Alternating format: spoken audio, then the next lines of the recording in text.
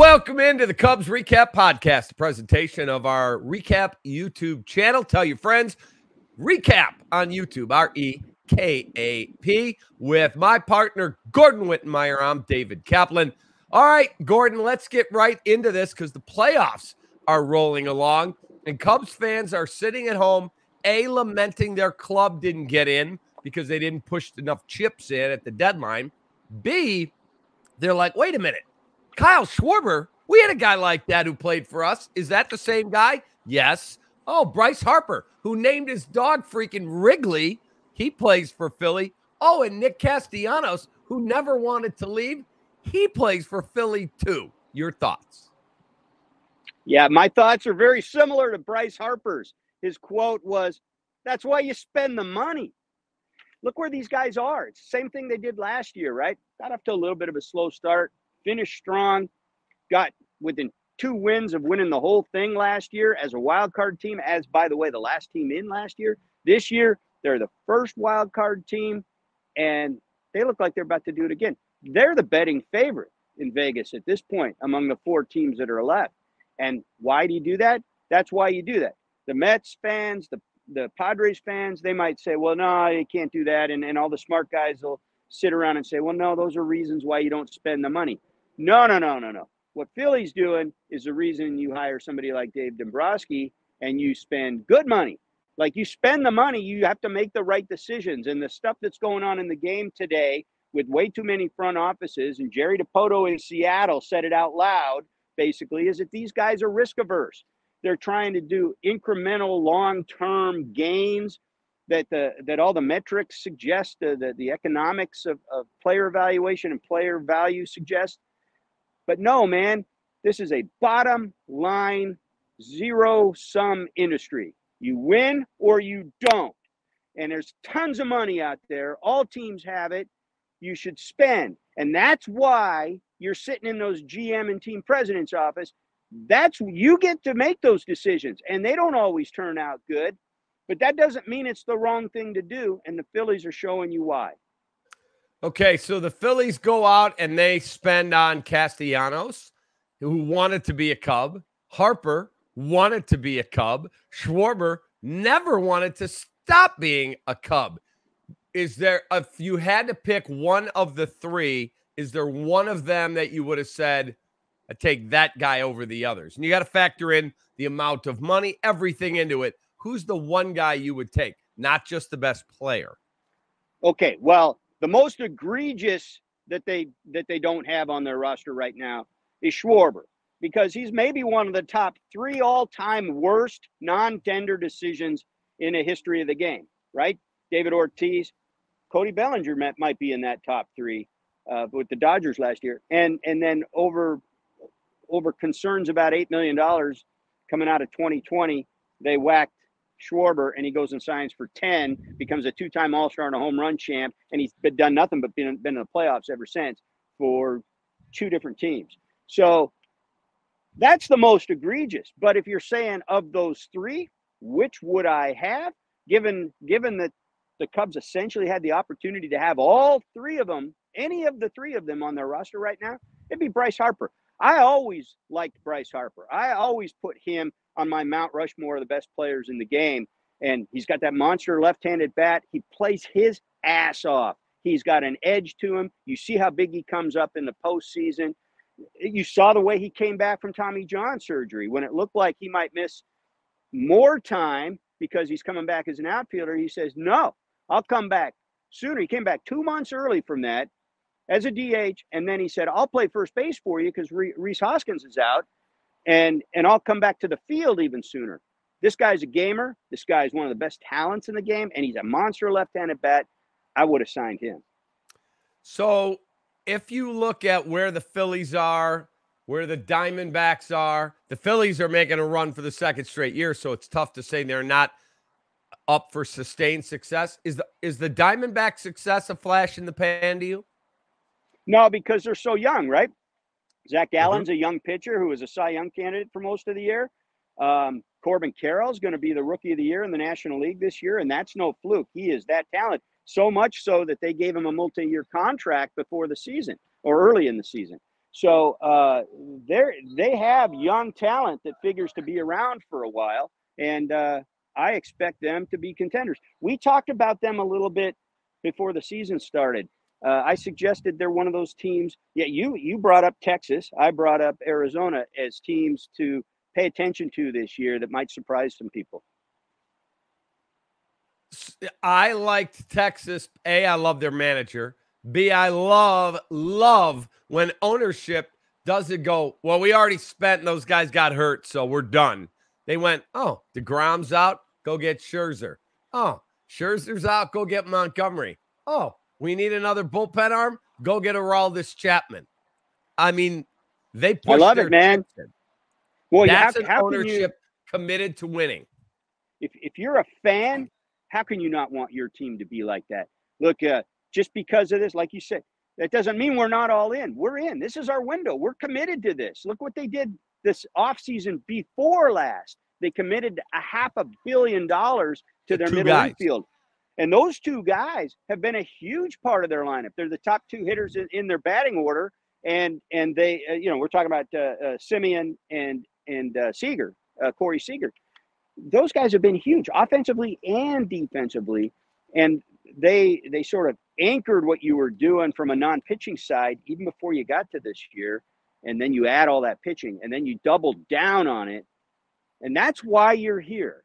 To your point, man, I friggin' love that. And the teams with resources, and there's more of them now than you think, should be operating that way, especially with so many playoff berths on the line every year now. 40% of the league gets in, and the Diamondbacks were the last ones to get in this year. They're in the Final Four. The Phillies were the last ones to get in last year. They made it to the World Series. Okay, so you look at this Cubs team. I look at this Cubs team. I think they're ready to take the next step. Will they? Talk is cheap. Got to put your money there. That said, you sent me a text, hey, we got to get this done because I'm busy writing. And I wrote you back, and I said exactly this.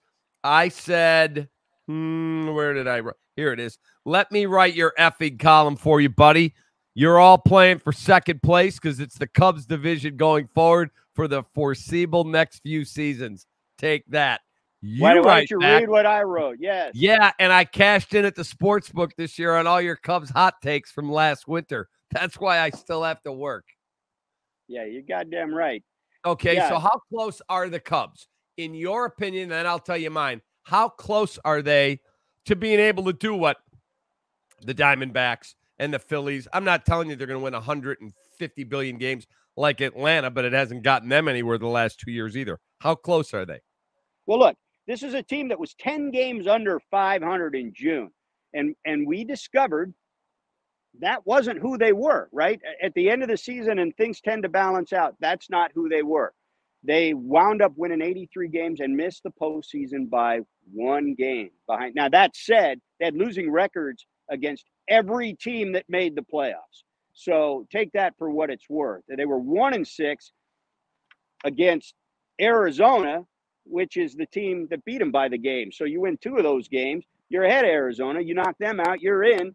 And then they're 1-5 against the Phillies. So the 2 teams that are still in there, 2-11 against them. So take that for what it's worth. They're not close to those 2 teams this year, but they were an 83-win team with a Cy Young Award candidate starting pitcher in Justin Steele. And it just so happens he's left-handed and throws with a little bit of power. And you love that in your equation for trying to win ball games over the course of a season. So I like where they start. I don't think we've talked about this. We've gone back and forth on it. I don't think Cody Bellinger's coming back. I think he's going to get a big payday from somebody, and I think it's not going to be the Cubs. That said, the money you're saving on him, the money that Hayward's money that's falling off the books, and the fact that you're the Chicago freaking Cubs, you can go do whatever you want. They need to be in the market for the best free agent starting pitcher that's out there. I like Aaron Nola. If you want to quibble with me and say somebody else, you want to go with Sonny Gray, go with Sonny Gray. Hey, go get both. Blake Snell. Blake Snell. If you like Blake Snell, I like Blake Snell. He just doesn't stay healthy long enough. But go get one of those guys. Go get one of those guys and somebody else, and get a ton of bullpen help, and go get 2 hitters.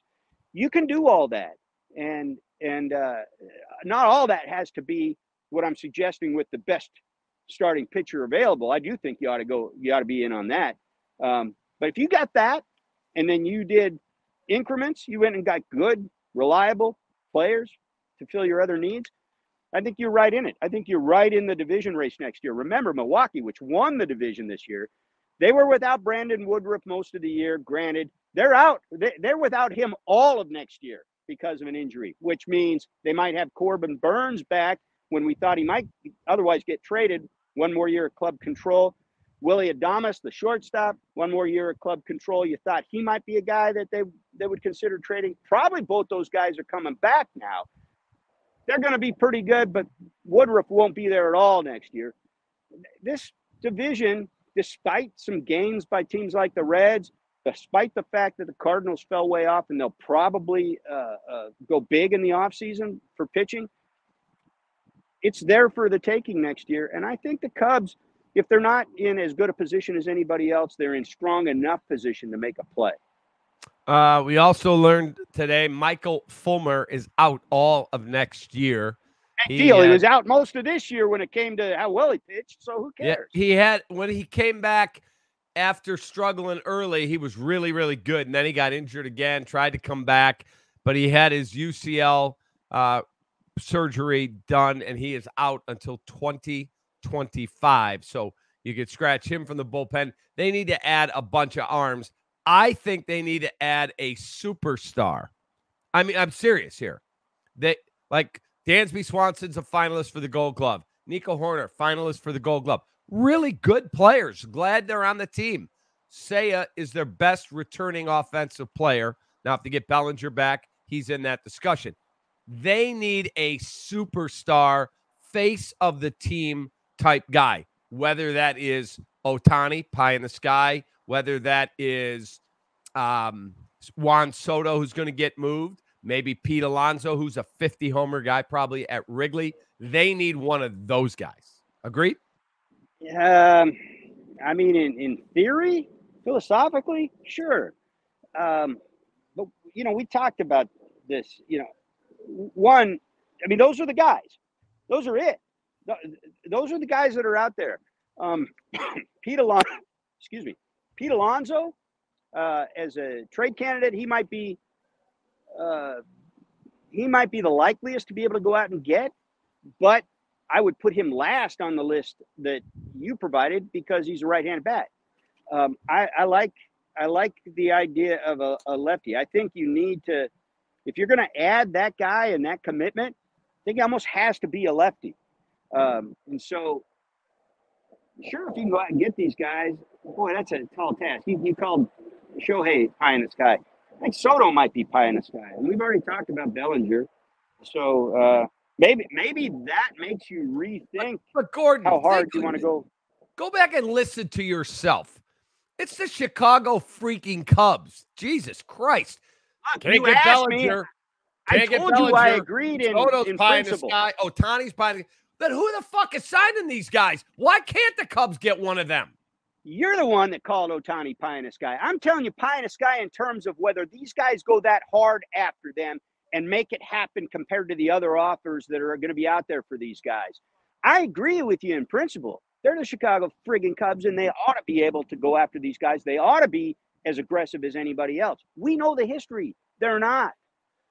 They've tended to be a risk-averse front office. They're a skittish ownership when it comes to big money. And even Dansby Swanson, when they went out and got the big guy in Dansby Swanson, he was 4th in contract value of the 4 big shortstops who were out there.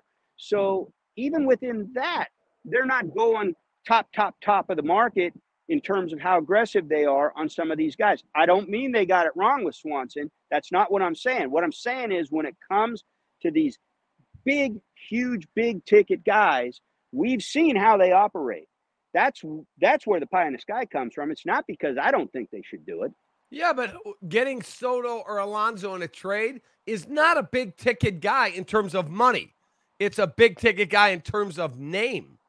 It's both, because if you go get these guys, you have to think in terms of re-signing them, or the player capital you're giving up becomes even bigger for what you're getting back a couple of years. I don't know. Both guys are free agents after this coming season. After this year. So you're getting one full season. So it's not the quite a price rental should not player. be extravagant to get them. But these guys are top of the market, Cap. Of course it's going to be, especially Soto, who could transform a lineup all by himself if you already have a couple pieces. So, yeah, I do think the prices will be high. If they genuinely make these guys available, the prices will be sky high. And so you have to think in terms, if you're going to spend that, because the Padres already did it, right? They did it with, 3 years plus or whatever of Soto under club control. They went out and made that big trade. And the idea was that Machado was coming up and they would turn around and commit the $400 million plus or whatever it was going to take to get Soto signed long-term. Things changed with them, but they gave up a lot to get him, a ton to get him. But they got a 22-year-old guy. The Cubs are getting 1 year. I think the price will be heavy, but I don't think it's going to be extraordinary like it was. They're still getting a massively young guy, a guy that when he's eligible for free agency is going to be young, the way Machado and Harper were young. By the way, the way Jason Hayward was young. I know people react to the contract, but the reason he got such a big contract, and the reason he was getting 10-year offers from all these other teams, the Cubs got him for 8, was because he was 26. He was the unusually young free agent who had some accomplishments.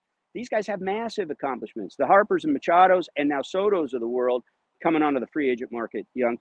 They're big ticket free agents, but also if you're going to go get this guy in a trade, he's going to command a lot in a trade, or they may not do it.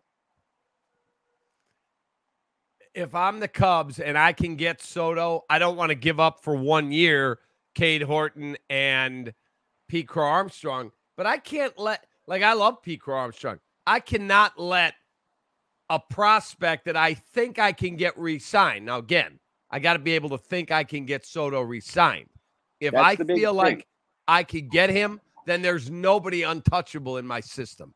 I agree with that. So now, but it's going to take a ranked prospect at least to begin.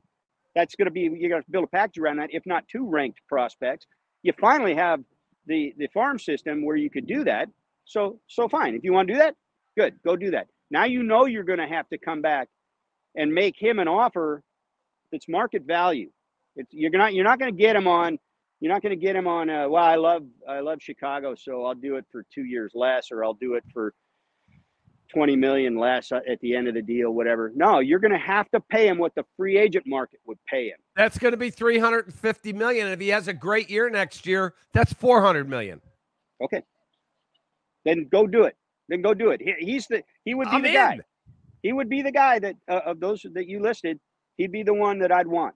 If I'm a risk-averse front office, Jesus Christ, he's 25 freaking years old as we tape this podcast here.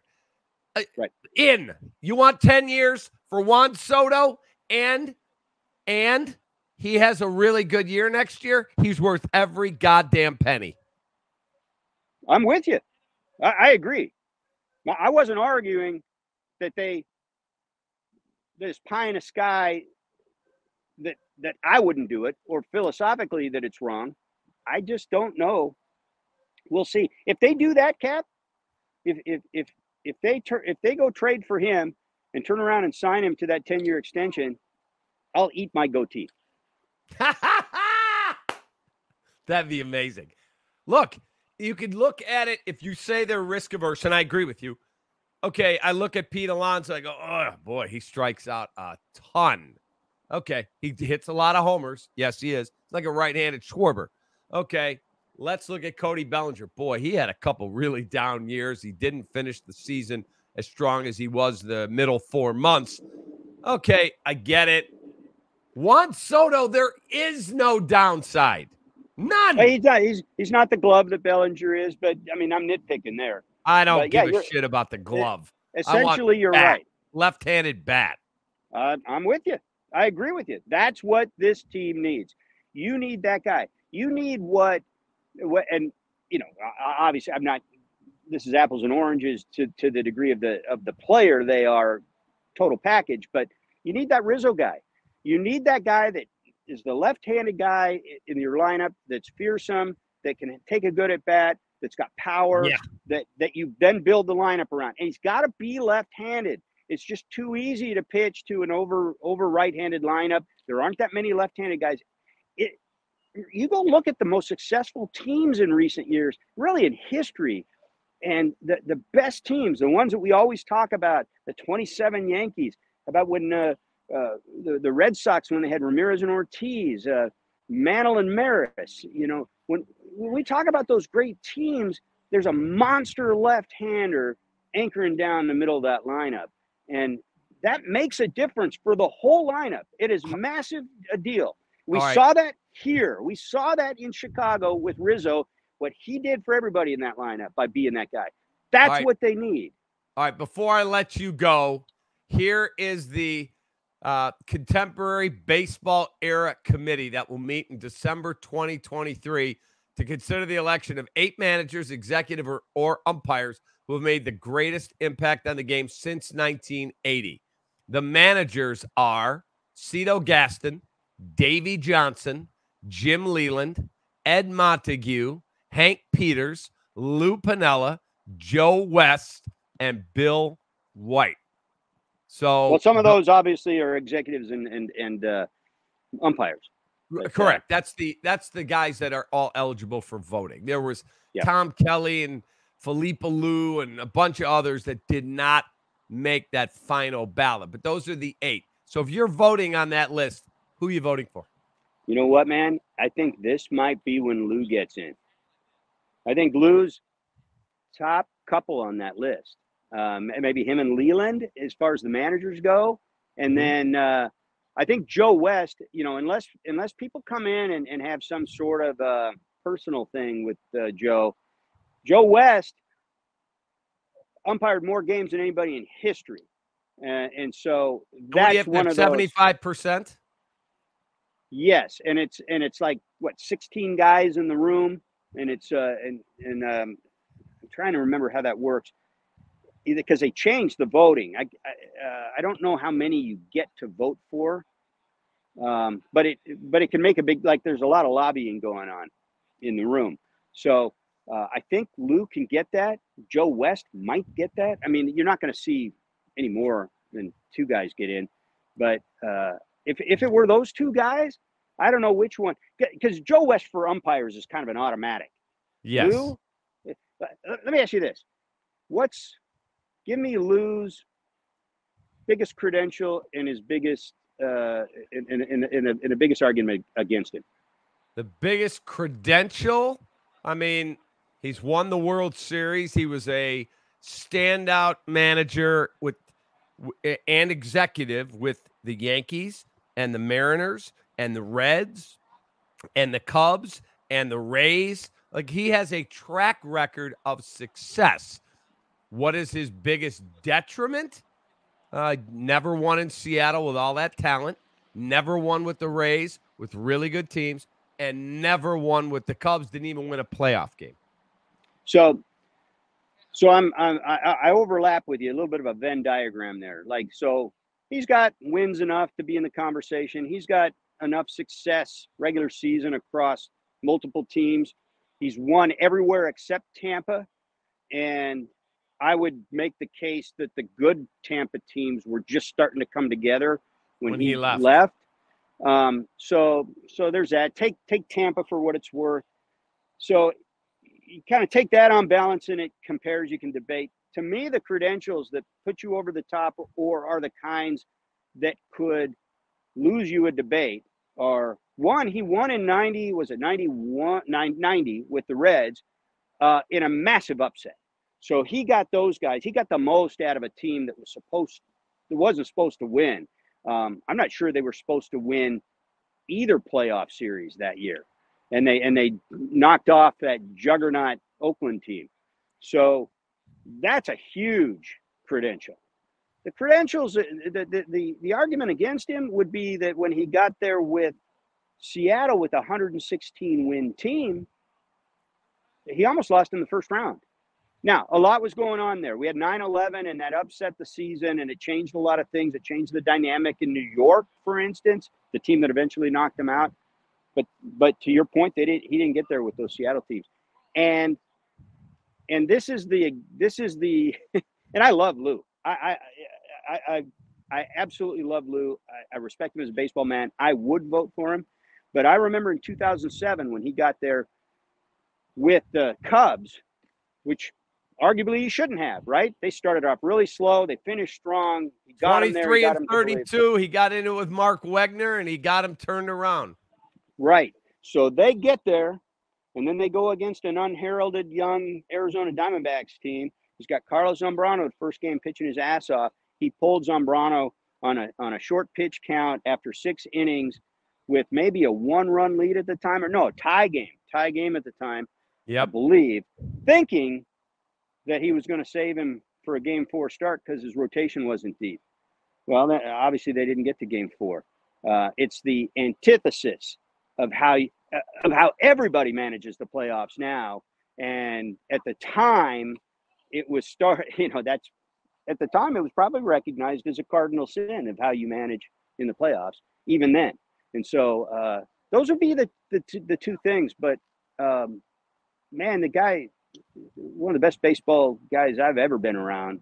The way he could look at a team and he would get all the names wrong, but it was like the Matrix. Like he saw the baseball in every one of those guys and could put it together on the field into a winner. And, what about Steele Gaston? His big credentials are the back-to-back championships. And 4 out of 5 years in Toronto, the first go-around, the first 4 out of 5, he won the division. Yeah, and he doesn't have the longevity as some of these other guys. And some of that, he'll tell you he wasn't getting interviews at times for jobs he wanted, even after winning. So you can take that. He went to the ALCS twice and lost, and went again and won 2 World Series. 4 out of 5 years. No doubt. And he may yet get in. A lot of times what you see is when these guys have success with multiple teams, it kind of gives you this idea. It kind of gives you this idea that he makes an impact where he goes. Wherever he goes, he makes an impact. As opposed to, well, this might have been, I think Pat Gillick might have been his GM at the time, and we know Gillick is a Hall of Fame executive. So there's that symbiosis there of the management ladder. And so, and he doesn't have the track record of multiple other teams that you can go to and say, well, he also did it there, and he also did it there. Well, I'll give it to Lou Piniella because I'm a big fan, and I'll give it to Joe West. Gordon, have a great rest of your day, man. Enjoy seeing your mom out there in Seattle. That's super cool. Thanks, man. Appreciate it. Talk to you next week. There he is. The great Gordon Wittenmeyer. I'm David Kaplan. This is another edition of the Cubs Recap Podcast, a presentation of our recap channel here on YouTube and available audio only everywhere you get your favorite podcasts. Have a great rest of your day. Take that.